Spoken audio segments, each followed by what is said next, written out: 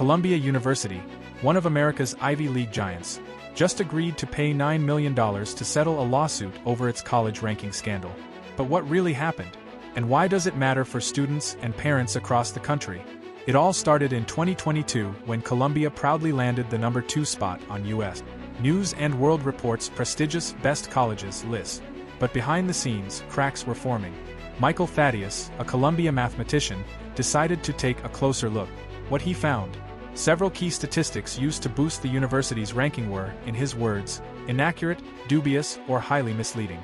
One of the biggest red flags: Columbia had reported that 83% of its classes had fewer than 20 students. But the real numbers? Much lower. And that wasn't the only data in question. As the story gained attention, Columbia's ranking plummeted from number 2 to number 18.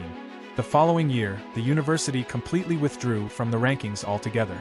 Fast forward to 2025, Columbia has now agreed to pay $9 million to settle a class action lawsuit filed by students.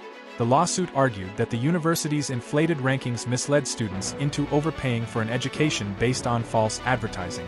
Ravi Campbell, one of the students who led the lawsuit, claimed he, along with thousands of others, made costly decisions based on Columbia's manipulated image. Under the settlement, around 22,000 former students who attended Columbia College, Columbia Engineering, or the School of General Studies between 2016 and 2022 will be eligible for compensation. On average, each could receive about $273 after legal fees. But only if they apply.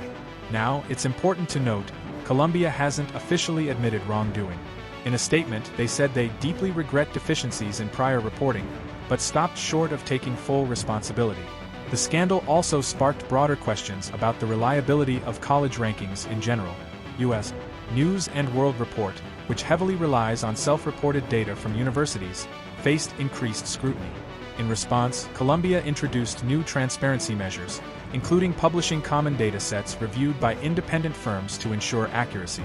Critics like Professor Thaddeus say that's a step in the right direction, but they also believe the university owes the public a full explanation of how and why the false data was reported in the first place.